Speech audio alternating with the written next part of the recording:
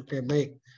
Pada pagi hari ini kita sama-sama ya belajar, Bapak pun belajar, karena belajar itu dari kita sejak lahir ya sampai kita mau dikuburkan lagi ke liang lahat begitu. Jadi bahwa pembelajaran atau belajar itu dari kita sejak lahir sampai ke menuju kuburan lagi begitu.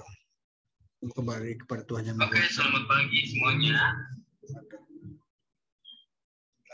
Sebenarnya saya akan ada akun Zoom juga untuk satu Oke, mahasiswa. kembali saja ya. Oke. Asuhan gangguan penglihatan ya, bahwa kita ketahui yang namanya indera manusia itu melihat penglihatan ya, ada penglihatan, kemudian ada pendengaran atau auditori, perabaan taktil ya, kemudian penciuman olfaktori dan rasa gustatori namanya. Nah, ada indera tambahan kinestetik dan stereognosis. Ini berkaitan dengan indera manusia. Kemudian selanjutnya bahwa faktor-faktor yang mempengaruhi sensori ya, tadi bahwa usia. Nah, kita tadi semakin bertambah usia atau umur kita itu akan mempengaruhi sistem organ tubuh kita, baik dari penglihatan, kemudian pencernaan, kemudian muskuloskeletal itu akan terpengaruh dengan bertambahnya usia seperti itu. Kemudian medikasi ya, medikasi itu berkaitan dengan obat-obatan yang kita konsumsi sebelumnya seperti itu. Nah, kemudian lingkungan sekitar yang kita ada ya, bahwa mungkin biasa orang yang biasa hidup di dunia gemerlap ya, yang terang benderang, berbeda dengan kita yang orang kampung begitu, dengan lampu teplok atau lampu biasa begitu ya, itu sudah bisa melihat dengan terang. Tapi kalau orang yang biasa dengan lampu yang seperti kota besar itu akan berbeda dengan kita begitu ya, lingkungannya. Kemudian tingkat kenyamanan ya mempengaruhi juga ya, kenyamanan pada sekitar lingkungan kita. Penyakit sebelumnya. Nah, ini dilihat ada penyakit nggak sebelumnya dapat mempengaruhi sistem penglihatan. Biasanya ini pada pasien dengan diabetes mellitus ya, kencing manis. Ya, salah satunya akan terjadi glaukoma ataupun ada retinopati diabetikum. Ini akan mempengaruhi sensori penglihatannya seseorang. Kemudian merokok. Ya, merokok juga seperti itu. Kemudian tingkat kebisingan. Ya, sensori ini akan dipengaruhi dengan kebisingan. Orang yang terbiasa tinggal di kampung dengan tidak ada suara bising kendaraan, kemudian dia hijrah atau pindah ke kota atau sekolah, kemudian dia tinggal di asrama atau kos yang dekat jalan raya, mungkin pada awalnya belum bisa beradaptasi dengan lingkungan sekitar. Biasanya kalau malam ton ada suara klakson itu bisa terbangun, karena di kampung biasanya cuma suara jangkrik, mungkin suara anjing ya, atau suara binatang-binatang malam gitu ya, yang berbeda dengan di kota besar. Nanti bisa suara ada kereta, ada dan lain sebagainya, bus begitu. Pernah ini pengalaman saya waktu di Jakarta begitu, di Depok ya, karena rumah kos-kosan saya di dekat rel kereta api, kereta listrik, itu setiap malam itu bisa terbangun terkaget-kaget karena pengaruh dari tingkat kebisingan. Kemudian intubasi endotrakeal ya, orang dengan terpasang ET ya, dengan ada ET ya atau gudel. Ini orang dengan jalan napasnya dipasang intubasi. Itu akan mempengaruhi dari tingkat kesadarannya, kemudian sensori penglihatannya si pasien tersebut. Kemudian ya, kita mereview lagi ya, sebagaimana bahwa manusia itu tempatnya lupa dan dosa dan hilap juga ya. Jadi bahwa kita akan mereview, mengulang kembali fungsi mata, itu mengirimkan suatu pola yang akurat ke otak dari sinar yang direfleksikan dari benda padat dan ditransformasikan ke dalam corak dan warna. Ya, makanya Anda kalau ada cinta itu dari pandangan mata turun ke hati. Dari mata turun kemana-mana begitu ya. Karena dari pandangan mata.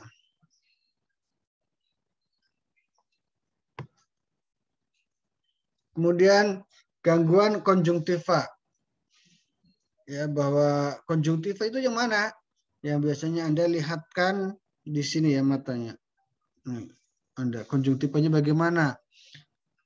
Normalnya apa? Normalnya itu merah muda gitu ya. Ini konjungtivanya saya begitu. Konjungtiva. Nah, kalau yang orang kekurangan cairan itu akan menyebabkan konjungtivanya itu anemis atau pucat.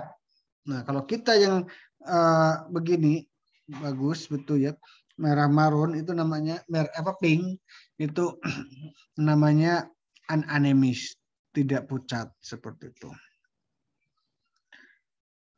Gangguan konjungtiva atau masalah pada konjungtiva yaitu konjungtivitis, matanya merah, kemerahan, di mana adanya inflamasi konjungtiva dan ditandai dengan pembengkakan dan eksudat. Biasanya kemerahan, ada eksudat itu kayak warna keputihan gitu ya, eksudat.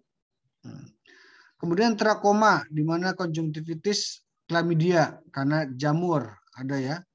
Orang dengan apa? Biasanya dengan HIV dan sebagainya itu bisa terjadi jamur juga di situ. Pterygium itu pertumbuhan berlebih jaringan ikat fibra vaskuler segitiga pada konjungtiva bulbar intrapalpebra dengan ekstensi ke kornea ya. Jadi pertumbuhannya itu berlebihan pada orang-orang tertentu. Ini akan terjadi yang namanya pterygium. Kemudian perdarahan konjungtiva yaitu pelebaran pembuluh darah superficial di fornik di daerah konjungtivanya kita, gitu ya. Jadi akan menyebabkan tekanan yang tinggi sehingga pada daerah konjungtiva itu bukan ada pembuluh darah kecilnya ya, perifernya itu akan menyebabkan adanya suatu perdarahan. Kemudian gangguan kornea, ya, saya perbesar dulu.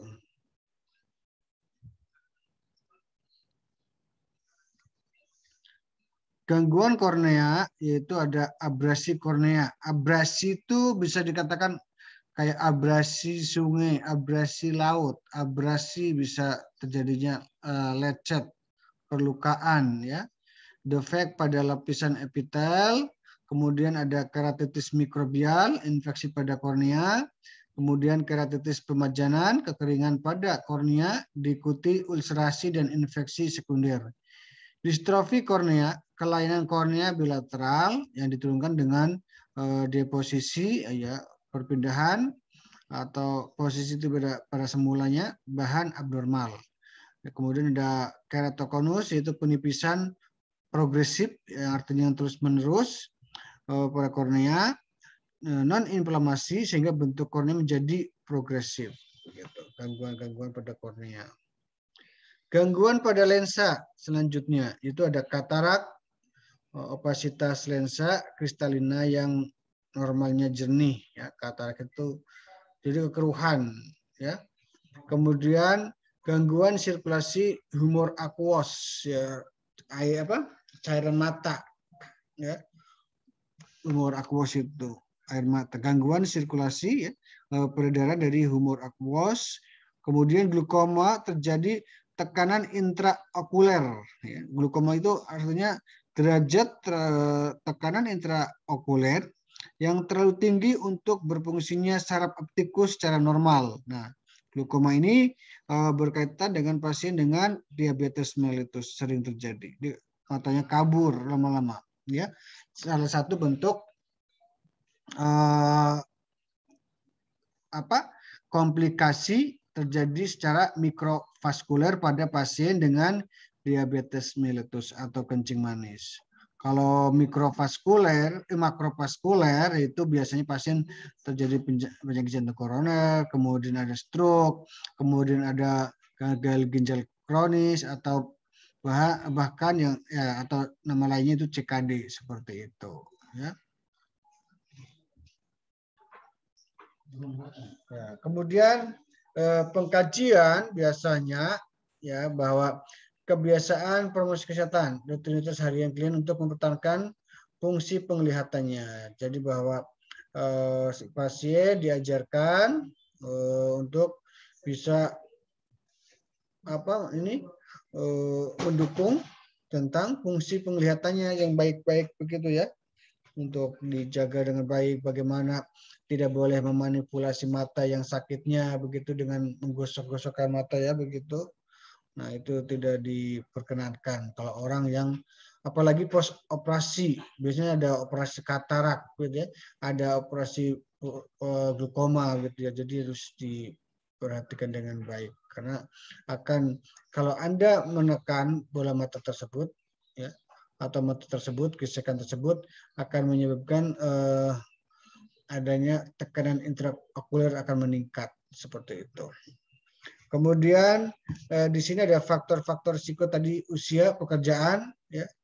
Pekerjaan apa yang berisiko terjadinya kerusakan pada mata ya, pada pasien bengkel las dan sebagainya ya. Pekerjaan yang biasanya menyebabkan kerusakan pada mata ini. Kemudian di tempat bahan kimia tinggi atau di pabrik-pabrik ya, yang risiko dengan bahan kimia terpapar tinggi itu juga akan berbahaya. Kemudian riwayat keperawatan di mana pernah mengalami pengobatan atau perawatan di rumah sakit sebelumnya atau tidak ya. Kemudian ini sudah dirawat yang keberapa, itu harus dikaji pada pasien tersebut. Selanjutnya kemampuan perawatan diri. Ya, tadi ditanya Hans atau Yahya mengatakan bahwa salah satunya diagnosis keperawatan yang muncul karena defisit perawatan diri. Bagaimana orang yang tadi pada seseorang yang dengan masalah penglihatan akan mengalami seperti orang buta tadi ya, nggak bisa melihat dengan jelas sehingga akan memunculkan pasien malas untuk bergerak atau ke kamar mandi dan sebagainya sehingga menyebabkan malas untuk melakukan perawatan dirinya sendiri seperti itu. Gitu. Kemudian lingkungan, bahaya stimulus yang bermakna jumlah stimulus ya, bahwa lingkungan sekitar juga dari dilihat apakah pada pasien tersebut ibu bagaimana penerangan di rumahnya, penerangan di tempat kamar mandi begitu ya, di tempat ibadahnya begitu ya. Kalau ini sudah lansia, nah itu kan harus diperhatikan. Nah, lampunya harus lebih terang begitu ya. Ini biasanya banyak soal-soal yang kalau UKOM itu menjebak begitu. Jadi harus diperhatikan bahwa bahaya dari lingkungan sekitar, lingkungan tempat tinggal si pasiennya harus dikaji juga. Nah, kalau Anda bekerja di rumah sakit, jadi harus perkenalkan. Makanya pasien pertama kali datang ke rumah sakit, apalagi baru pertama dirawat, ya biasanya kita sebagai perawat akan memperkenalkan diri, memperkenalkan lingkungan yang ada. Kepada siapa? Kepada si pasien maupun keluarga pasien. Selamat pagi, Bapak, Ibu, izin saya perawat Rohman. Saya akan menjelaskan bahwa nanti kalau ada apa-apa ya, ini belnya sebelah kanan, kemudian kamar mandi sebelah kiri ya itu. Kemudian ini untuk lampunya ya. Ini ada lampu untuk tidur biar takutnya ada tetangga, apalagi kalau ruangannya kelas 3 ya atau bangsal, itu kan satu ruangan bisa 6 orang. Kalau di RSCM 6 orang gitu ya. Jadi ini untuk lampu tidur, ini lampu untuk yang terang semua gitu. Oke, kemudian tanyain ini untuk kan ada tempat tidur yang ini ya otomatis bisa pakai remote, ada yang tidak manual, kita sampirannya ya pegangannya kanan kiri itu harus kita arahkan ya bahwa ini caranya dipencet ya untuk supaya tidak jatuh, kanan kiri harus dipasang restrainnya begitu ya, tempat untuk pegangan si pasien ya, dan sebagainya itu harus perkenalkan atau harus diorientasikan kepada si pasien maupun si keluarga pasien yang menunggunya. Karena biasanya kan ada salah satu keluarga pasien yang menemaninya. Ya, karena itu bahaya ya, karena orang baru dia pasti perlu adaptasi. Kemudian di kamar mandi pun begitu, nanti kita orientasi. Itu salah satu tugas kita sebagai perawat kalau pada pasien baru datang begitu ya. Nah, kemudian suka warna apa cahaya yang terang sekali atau tidak disebutkan kepada pasiennya begitu, dijelaskan. Ya. Kan ada orang yang tidur bisa sampai apa harus ada yang gelap, ada yang remang-remang, ataupun ada yang pakai lampu harus terang gitu. Karena kan orang manusia katakan itu manusia yang unik, holistik, ya, komprehensif. Kemudian sosialisasi, kenalkan pada teman-teman sekitar rumah sakit, sekitar ruangan tersebut. Ya, kemudian bagaimana metode komunikasinya, kemudian ya siapa saja bisa diajak ngomong gitu ya. Status mentalnya harus kita kaji, pengkajian fisik head to toe harus kita kaji ya. Nah, kalau pada pasien yang bermasalah dengan penglihatan saja, berarti bisa difokuskan ke penglihatannya walaupun yang lain tetap apa dilakukan begitu.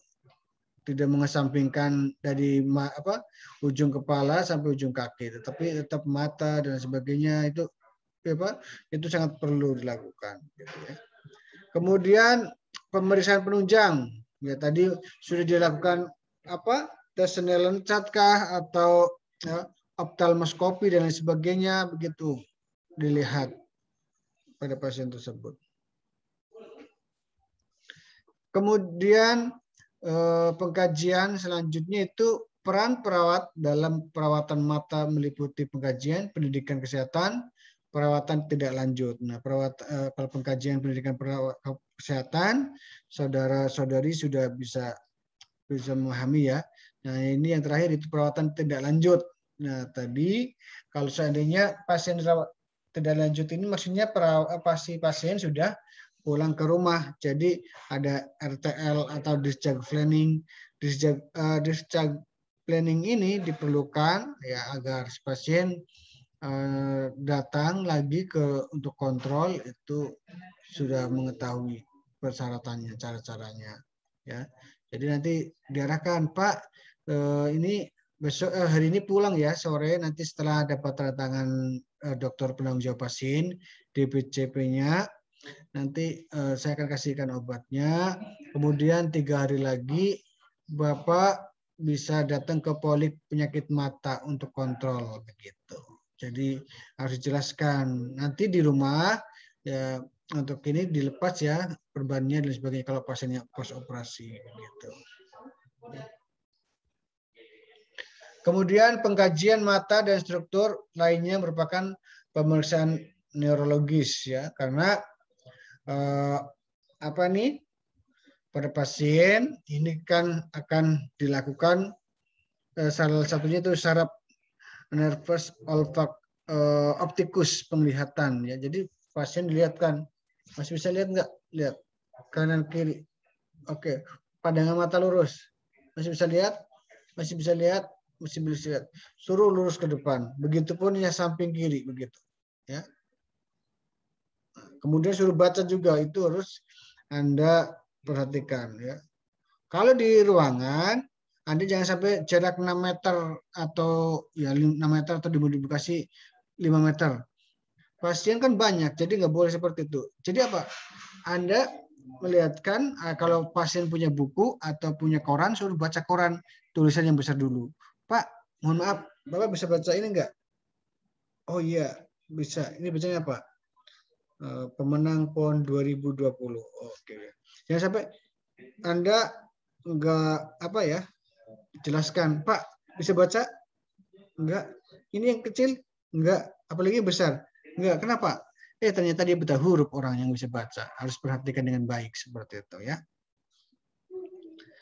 Derajat potensial keterlibatan optalmik menentukan kapan diperlukan evaluasi khusus atau hanya singkat saja ya, optalmikus ya, dengan penglihatannya. Ya. Riwayat optalmik ya, informasi meliputi penurunan tajam penglihatan. Tanyakan sudah berapa lama ini penglihatannya ibu atau bapak menurun. Ya. Kemudian riwayat sebelumnya bagaimana? Ya, ada penyakit enggak? Ada apa kencing manis atau tidak? Harus ditanyakan kepada pasien. Dan upaya keamanan dan tergantung alasan melakukan pemeriksaan optalmik. Selidiki setiap riwayat kelainan mata, adanya katarak, glaukoma, kemudian pelepasan retina atau penurunan tajam penglihatan. Nah, kaji riwayat diabetes, hipertensi, trauma mata, pembedahan mata, dan lain-lain. Nah, jadi tadi yang saya tanyakan ya, bahwa ada riwayat DM enggak atau kencing manis enggak, ya. Kemudian ada hipertensi enggak, ya.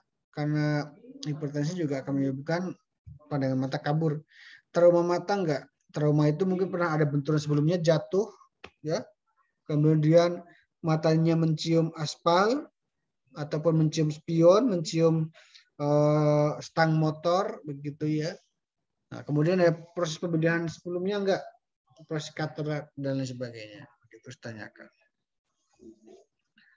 Kaji riwayat gejala optalmik, ya, fotofobia, foto, ya, dia fobia itu dia takut ya.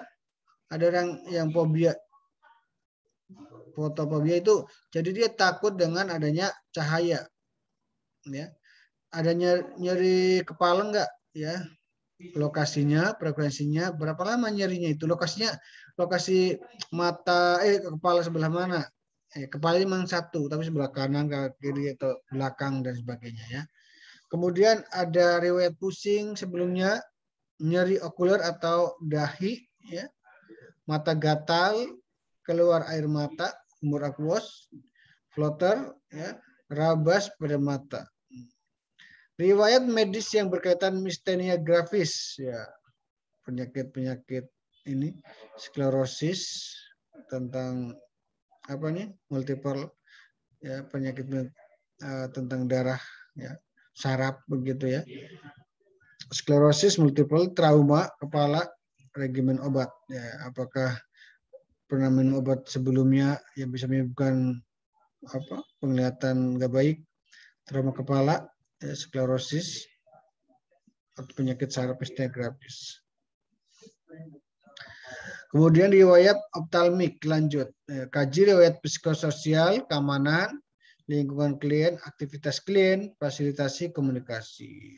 Psikososial itu keamanan, lingkungan klien ya. Keamanan yang tadi saya utarakan di depan, bahwa keamanan di lingkungan rumah maupun keamanan di lingkungan rumah sakit begitu. Utamanya di rumah, apakah ada pernah jatuh atau tidak. Kemudian aktivitas klien, ya. Izin Bapak bisa bertanya? Ya, kita dulu ya, selesaikan dulu. Oh, siap Bapak. Oke. Kaji riwayat psikososial, keamanan, lingkungan klien, aktivitas klien ya. Nah, aktivitasnya bagaimana? Tadi aktivitasnya di rumah, apakah hanya aktivitas sehari-hari atau bekerja dan lain sebagainya ya. Pekerjaannya apa sebelumnya, tanyakan. Nah, kemudian fasilitasi komunikasi ya, jadi bahwa Anda harus sering berkomunikasi dengan pasiennya tersebut. Nah, kalau orangnya lansia, dengan pendekatan gerontologi, dalam artian bahwa kita kalau bertanya ataupun berkomunikasi pada lansia harus nggak boleh kencang, tetapi harus berhadapan, kemudian suaranya agak jelas sedikit begitu ya, jelas begitu supaya si lansia pun melihat mimik mukanya kita yang diucapkan seperti itu. Oke.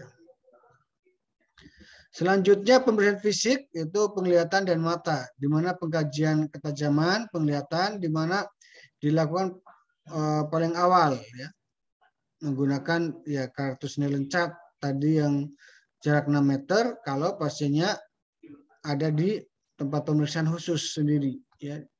Tetapi kalau di ruangan bangsal tidak bisa ya, dimodifikasi tadi yang Bapak katakan harus pakai koran atau baca buku.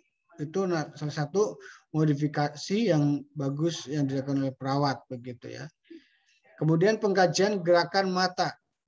Ya, uji menutup, membuka begitu, ada bayang-bayang enggak ya? Lirikan terkoordinasi ya. Jadi bola matanya suruh diputar-putar gitu ya. Coba ke atas, kanan, kiri, samping, bawah begitu. Jadi harus dilakukan ya.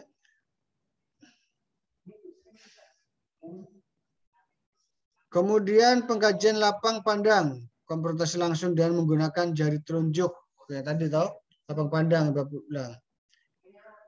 Pak Anang masih bisa lihat ya, terus mata ke depan terus. Kemudian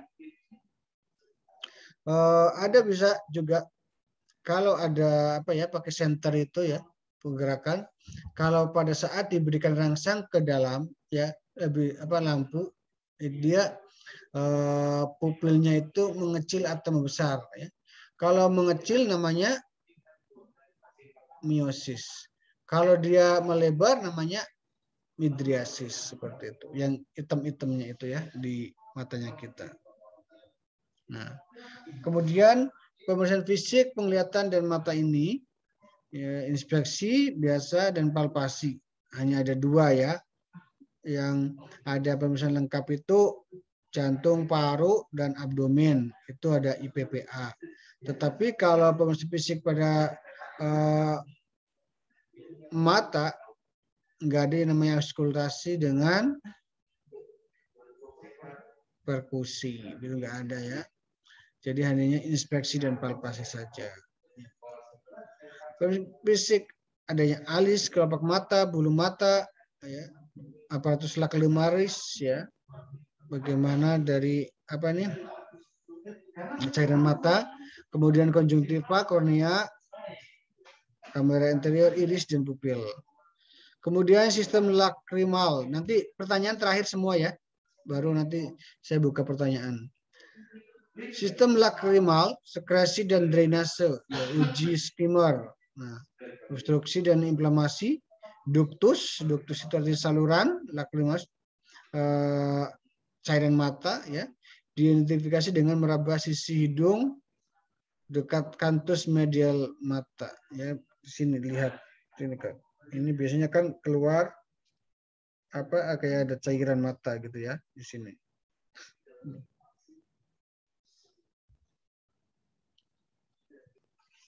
Nah, kemudian pemeriksaan mata anterior sklera. Sklera itu yang warna putih-putih kita ya. Ada kalau orang dengan apa nih penyakit hepatitis akan skleranya warnanya kuning, sklera ikterik ya. Konjungtiva bulbarisnya, kemudian pemeriksaan kornea ya bisa menggunakan lampu senter kecil ya, normalnya kornea tambah halus dan pantulan cahaya seperti cermin ya. Jadi akan munculkan pantulan begitu ya. Terang simetris dan tunggal, observasi adanya parut ya, kejernihan pengkabutan kornea, pantulan cahaya yang berpencar ya menunjukkan permukaan yang irregular dan edema kornea. Nah, kemudian pemeriksaan fisik selanjutnya itu pemeriksaan iris dan kamera anterior, periksa kejernihan, cairan mata, humor aquos, adanya pengkabutan, ya, infeksi kamera anterior, ya, periksa katarak atau glaukoma dilihat, kemudian periksa bentuk simetris dan warna iris. Kemudian pemeriksaan pupil. Ya, pupil tadi katakan bahwa kaji reaksi terhadap cahaya dan pandangan dekat kegenangan konvergen. Nah, pupil normalnya perla ya gunakan. Nah, tadi kalau orang meninggal itu pupilnya akan melebar atau mengecil. Ya. Itu harus ingat, nanti akan Bapak buat pertanyaan seperti itu untuk ujian. Ya. Kalau orang meninggal itu pupilnya akan melebar. Ya. Kalau orang masih normal bisa melebar mengecil, gitu ya. Bukan melebar sekali. Kalau melebar sekali berarti sudah sistem saraf sudah nggak ada, di situ orang tersebut sudah meninggal, gitu ya.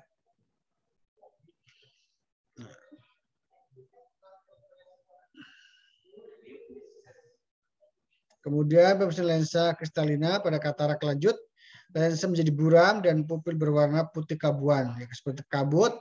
Ya. Periksa pupilnya dengan baik.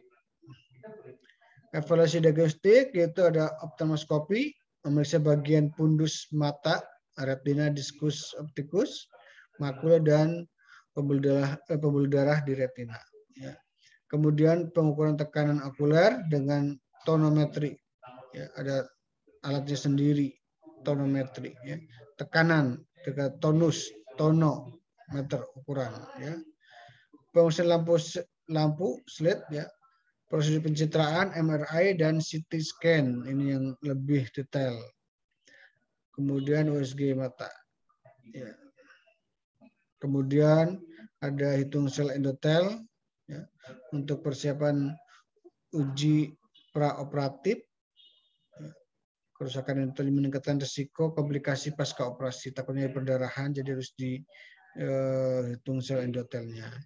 Kemudian ada angiografi, fluoresen, evaluasi pembuluh darah, optalmik, ya, refraksi dan akomodasi, koreksi refraksi. Ini yang harus dijelaskan pada pasien dan pemeriksaan yang harus dilakukan. Kemudian gangguan persepsi sensori ini untuk muncul diagnosa keperawatan yang tadi disampaikan oleh Yahya bahwa persepsi sensori penglihatan. Kemudian ya tadi bahwa pasien akan terjadi cemas. Kenapa saya seperti ini? Saya nggak akan bisa melihat lagi begitu. Nah ini akan menyebabkan suatu kecemasan pada pasien. Cemas berhubungan dengan kerusakan sensori. Kemudian risiko cedera. Nah tadi karena pasien penglihatannya menurun, pasti akan mempengaruhi dari aktivitasnya pasien. Nah, kalau dia beraktivitas tidak dengan baik, bisa akan berisiko cedera atau risiko jatuh pada seseorang tersebut. Nyeri akut berhubungan dengan trauma pada mata. Ya biasanya nyeri kayak kedutan begitu. Tapi ini lebih kalau pada pasien yang sakit mata ya. Dulu waktu saya profesi nurse di rumah sakit Karyadi di bagian mata itu memang saya tanyakan pasien dengan TIO, tekanan intraokuler pada pasien pasca operasi katarak atau glaukoma, dia memang sebelum itu nyerinya hebat begitu, muncul hilang timbul begitu terus. Ya. Jadi nyeri akut pada pasien sebelum operasi, pos operasi pun masih ada. Gitu. Tapi nyerinya selama kelamaan setelah 3 hari itu berkurang. Gitu. Kemudian defisit perawatan diri atau self care, ya. Potensial komplikasi, potensial keperawatan, risiko berisiko juga tentang adanya infeksi pada pasien post operasi. Kalau kita terlalu memanipulasi mata post operasinya, ya. Kemudian isolasi sosial, ya, karena dia jadi secara sosial akan terisolasi tertutup karena keterbatasan kemampuan untuk berpartisipasi dalam kegiatan kemasyarakatan gitu ya. Karena gangguan penglihatan. Ini konjungtivitis ya. Trakoma, gangguan potensial keperawatannya infeksi, gangguan persepsi sensori, risiko cedera, nyeri akut, defisit self-care, kurang pengetahuan mengenai konjungtivitis atau sarkoma, gangguan pola tidur, dan cemas. Ini yang risiko infeksi ini untuk diagnosis keperawatan pada masalah kornea. Ya. Nyeri akut, perdarahan, risiko cedera, bisa cemas juga. Nih kalau pada katarak, gangguan persepsi sensori, penglihatan, risiko cedera, defisit self-care atau perawatan diri, kurang pengetahuan mengenai kataraknya sendiri, dan cemas. Kemudian glukoma, ya, gangguan persepsi sensori, penglihatan, risiko cedera, defisit self-care, kurang pengetahuan mengenai glukoma, cemas. Nih.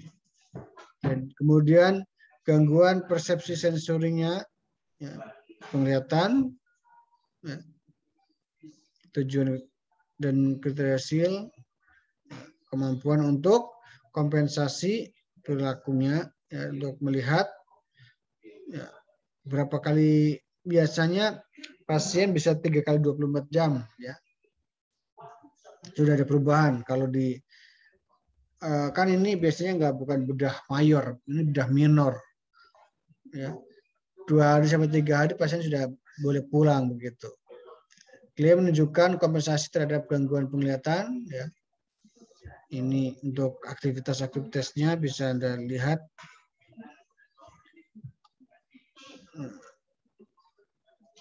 Ini aktivitas-aktivitas yang dapat Anda lihat di sini, ya. Sensor penglihatan.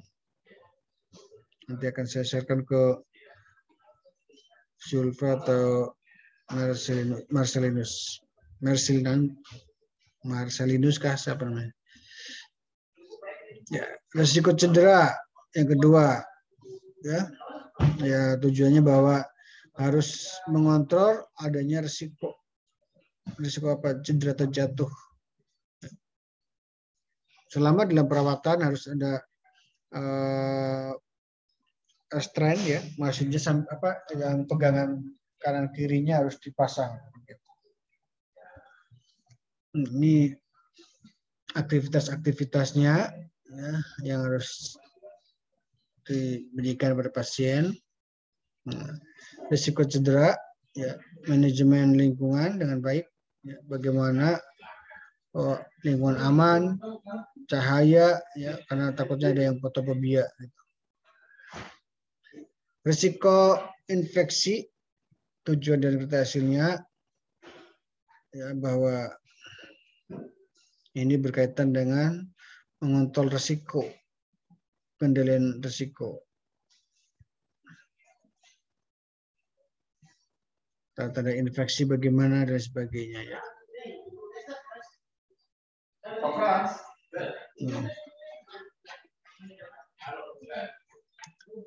Tujuan, kemudian potensial komplikasi infeksi,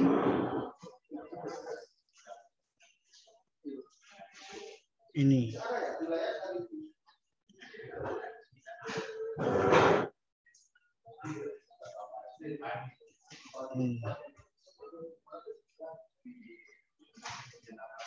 Ya, infeksi masih bisa dilakukan.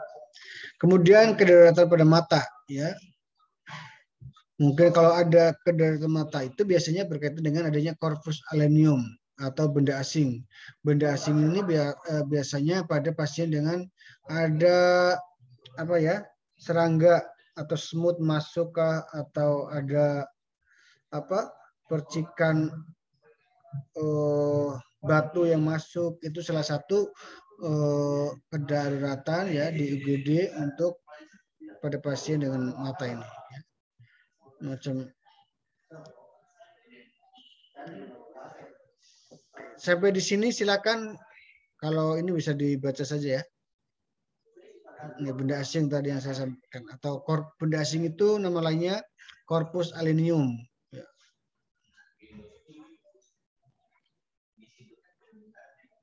Akan dilakukan irigasi mata, gitu. Ini benda asing, ya, di akut, risiko infeksi, cemas, dan risiko cedera.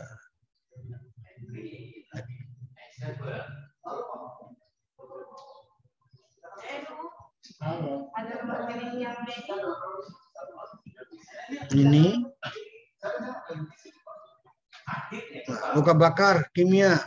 Nah, luka bakar itu artinya Anda kepercik bahan kimia, mungkin karena lisol, klorin dan sebagainya, itu harus dikaji dengan baik ya. Bagaimana luka bakar? Bagaimana Anda mengirigasi mata ya karena bahan kimia? Berapa lama waktunya? Bahwa kalau Anda di air mengalir ya karena bahan kimia, harus disemprotkan ya, biarkan sampai air mengalir itu 20 menit biar ikut luruh begitu ya. Kalau secara kegawat daruratan ya. Bisa juga pakai air fisiologis, itu bisa pakai NaCl. Makanya kalau di rumah sakit pasti disemprotkan ya kan mata dari atas sini, dari sini set ke sini ke bawah, itu pakai NaCl karena larutan cairan fisiologis. Nah, kalau kita di rumah pakai air mengalir begitu, tahan begitu 20 menit. Kalau ada di rumah sakit pasti ada tetes anestetik topikal sebelum irigasi, dapat mengurangi nyeri ya, untuk sebagai anestesi biar nyerinya berkurang. Nah, kalau di rumah sakit akan diberikan obat antibiotik ya untuk mengurangi adanya ini ya mikroorganisme. Makanya dibuka dulu lebar-lebar setelah diirigasi tersebut. Nah, kemudian dikasih salpnya antibiotik.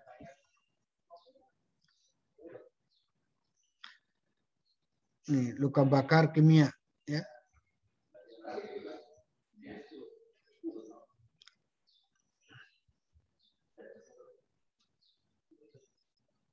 Oke, sampai di sini ada pertanyaan? Tadi Hans mau bertanya ya? Silakan Hans bertanya.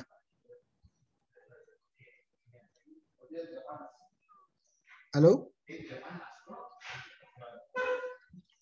Bisa dengar suara saya? Tadi siapa? Hans kayaknya mau bertanya ya?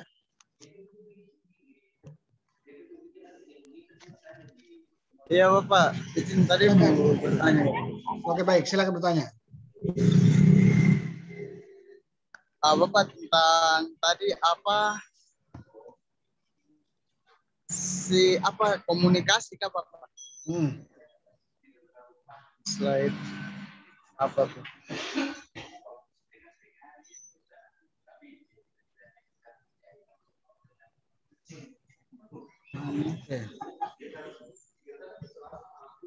Tentang komunikasi.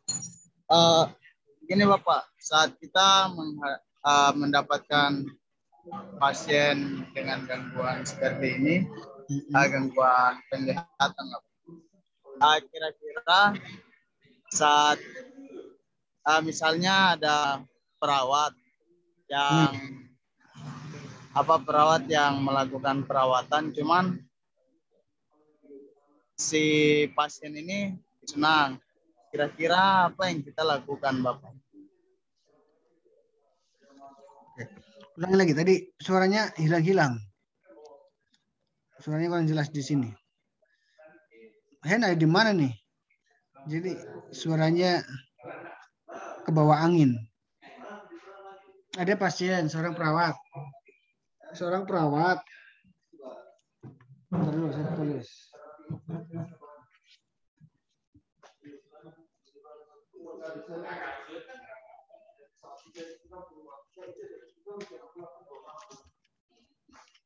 Halo Hans.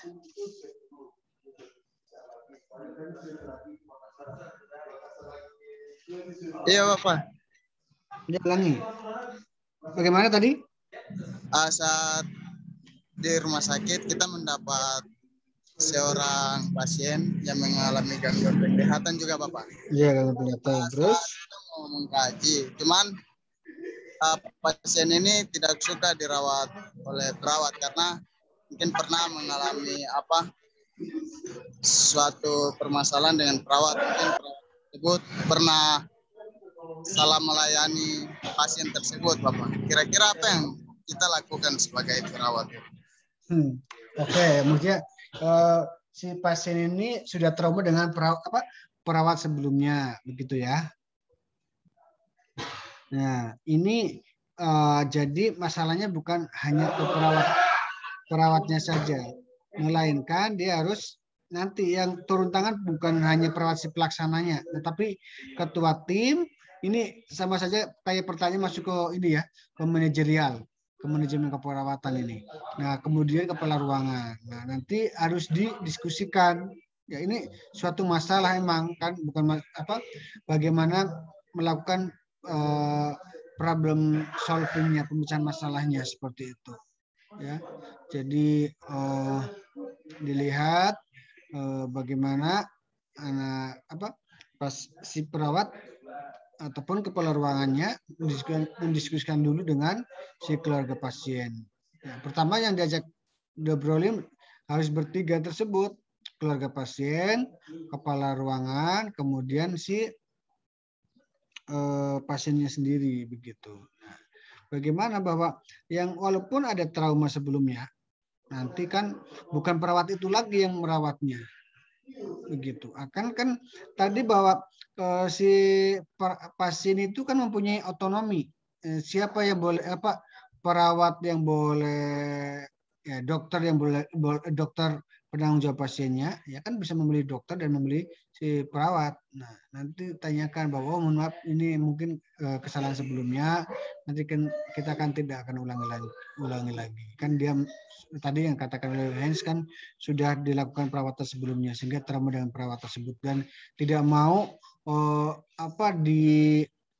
dirawat oleh si perawat tersebut, si perawat misalnya begitu. Tapi harus kita melakukan pendekatan tadi bahwa yang namanya dalam pasien dalam perawatan dan pengobatan di rumah sakit pasti akan tidak hanya dirawat oleh diobati oleh si dokter saja, tetapi butuh yang namanya perawat. Ya, perawat ini tadi bahwa ada pekerjaannya masing-masing, ada tugasnya masing-masing seperti itu. Job description-nya sudah jelas. Seperti itu harus dijelaskan. Harus dengan pendekatan bina hubungan saling percaya, trust yang baik begitu ya. Emang butuh waktu yang lama kalau orang sudah trauma seperti itu. Ya. Dengan pendekatan dengan melibatkan si keluarga pasien begitu. Nggak bisa dengan secara mandiri seperti itu ya. Dilibatkan, harus kasih pengertian kepada si keluarga pasien maupun si pasiennya sendiri seperti itu ya. Orang yang melibatkan orang yang paling dipercaya oleh si pasien, tanyakan kepada keluarga tersebut. Itu untuk ini demi kesembuhan bersama ya, kesembuhan lebih cepat dan sebagainya. Itu harus melibatkan tadi banyak hal, melibatkan banyak personal begitu ya. Tetap harus dilakukan perawatan oleh perawat begitu. Nggak akan bisa juga bahwa dokter nggak akan bisa merawat mengobati atau standby untuk 24 jam di situ. Karena kita menggunakan sip-sip pada pasien tersebut dan kita juga harus berpikiran positif jangan negatif pada pasien tersebut. Kalau kita sudah negatif yang ada pikiran kita, jadi akan teringat hal-hal negatif si pasien tersebut pada kita seperti itu. Ya, harus afirmasi positif lah begitu. Begitu ya Hans, menurut Bapak begitu. Karena yang namanya manusia itu kan unik, holistik, dan komprehensif yang Bapak katakan tadi. Ya, emang karena orang sudah mengalami trauma, jadi kalau mau mengkaji emang pernah jujur Bapak juga. Waktu di lantai 7 Rumah Sakit Cipto Mangunkusumo pasien dari Pekanbaru Riau kah atau dari Gorontalo. Saya tanya, saya kan mau mengkaji mahasiswa pasien mau operasi tersebut. Selamat pagi Pak, perkenalkan nama saya Rohman, saya dari mahasiswa S2 Keperawatan UI. Saya akan mengkaji Bapak, mohon maaf, saya tidak mau. Oke, terima kasih Pak. Saya begitu langsung. Jadi tidak akan mengkaji pasien tersebut, tapi untuk tindakan yang lainnya saya tetap melakukan tindakan pada pasien tersebut. Dalam artian membantu kan, kalau pas pemberian obat dan sebagainya kita akan muter pada pasien tersebut, kita tetap layani begitu. Ya, tapi untuk pengkajian yang tadi kayak head to toe, karena untuk jadi kasus kelolaan nggak mau, Bapak pilih lagi pasien yang lain begitu. Itu pengalaman saya juga pernah merasakan seperti itu, nggak mau dikaji oleh mahasiswa, ada seperti itu. Nah, dikirakan sebagai uji kelinci percobaan kah atau apa seperti itu. Walaupun dijelaskan, mereka nggak mau, ya silahkan begitu. Langsung ke perawat ruangan tersebut, tidak mau dikaji oleh mahasiswa. Seperti itu. Tapi emang karena pasien banyak, jadi saya nggak ambil pusing, jadi pilih pasien yang lain. Oke. Kecuali kalau pasiennya sedikit, kok nggak ada lagi, dan ini sudah targetnya kita harus dapatkan pasien yang hepatitis dan sebagainya, contohnya begitu ya, kayak saya kemarin tuh. Ya, berarti mau nggak mau harus saling pas melibatkan ini melibatkan perawat senior atau perawat ruangan tersebut. Atau enggak, kalau kita itu kadang diajarin bahwa kalau mengkaji, seandainya kalian ini ya masih mahasiswa ya, praktek di rumah sakit. Nah, pada saat pagi-pagi pengkaji kan biasanya pagi-pagi ada mengukur tensi satu persatu. Nah, itu saya gunakan trik, sambil tensi sambil saya tanya tanya penuh-penuh lengkap-lengkap semuanya, pura-puranya begitu. Nah, itu padahal kita ambil salah satu pasien saja. Kan pada saat kita menensi ya, ukur ukur suhu, nadi, kan ukur suhu itu agak lama. Makanya kita ada yang pakai digital, ada yang manual. Kita gunakan yang manual. Kan bisa 3-5 menit kan baru muncul. Nah, itu sambil ditanya-tanya pasiennya ataupun si keluarga pasiennya. Itu dulu saya triknya seperti itu. Jadi data lengkap semua. Apalagi kalau kita mengkaji satu ruangan 6 orang, itu harus dikaji semua. Jadi wajib semua data harus lengkap seperti itu. Ya. Itu trik. Tapi kalau tadi yang kasus kayak Hans katakan sudah benar-benar trauma sekali, ya harus melibatkan keluarga dengan kepala ruangan bahwa ini pasien ada trauma sebelumnya. Begitu ya Hans? Menurut Bapak? Siap Bapak. Terima kasih Bapak. Sama-sama. Ada lagi yang lain?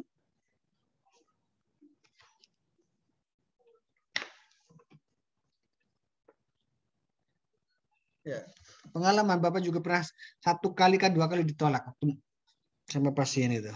Karena ini mahasiswa, takutnya ini untuk uji coba.